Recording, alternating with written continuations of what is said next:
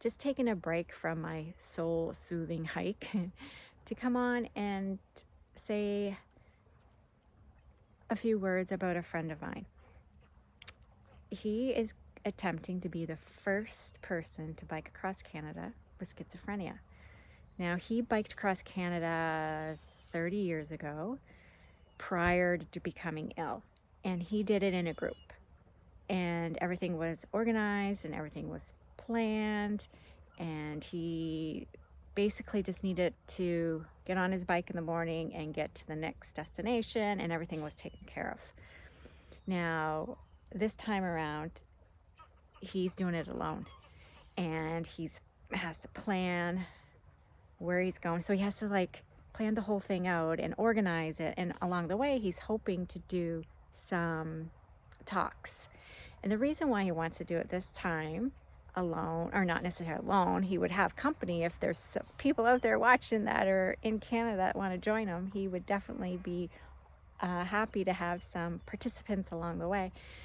He is biking across Canada to raise awareness for schizophrenia, to say,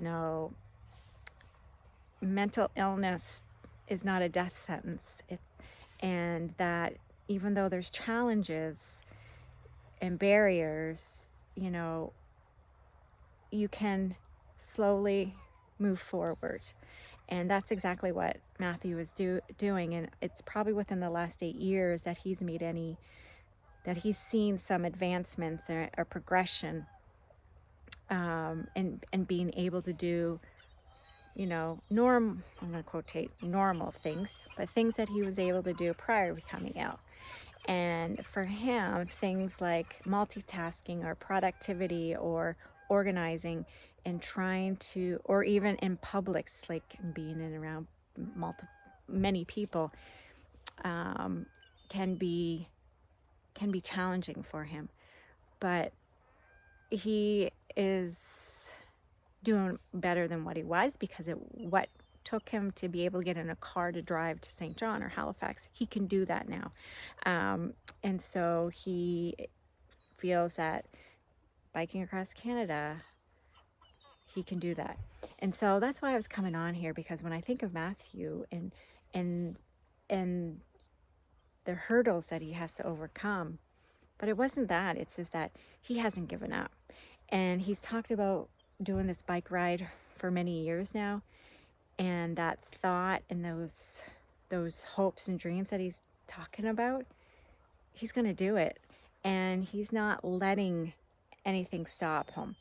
And when I look at Matthew in that way and see all the challenge that come up, he's like, nope, I want to do this.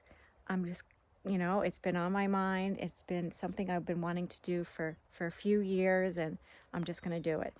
And so that's where, when I look at him, I'm just like, he definitely motivates me. He inspires me. He gives me hope, because regardless of what comes in his way, he's not stopping, and he's not giving up. And for someone who's battling mental illness and not giving up and moving forward, it paints a beautiful picture of hope, and hope that there is something better, and hope that that there's more, and there's whatever he is wanting to get from that, he is pushing those barriers, he's pushing the needle forward, and he's not giving up. And if anybody here is along the path that Matthew is going, he would definitely love some encouragement, some support, whatever that might look like. I know he's looking for funding also, because he's like, I might only get to Manitoba with my funding, but that's not stopping him, because he's like, this is what he wants to do, and hopefully along the way, more funding will come in. So that's the other thing, is that he's not starting until he has this all covered. He's starting it on his date that he already has the ticket, that he's going to Vancouver, and he's flying to Vancouver and biking back home to Newfoundland and then back to Nova Scotia. And so that's basically what I was thinking on my soul-soothing hike of what Matthew's message is to, and it's not necessarily to mental illness, it's to everybody, to say that, regardless what life gives us, we can do something about it. We don't have to settle. And um, and if with some help and some encouragement and just grit, because I think he has a lot of grit to do. The other thing is that he's, courage to do this alone, and the bravery, his strengths of determination shine.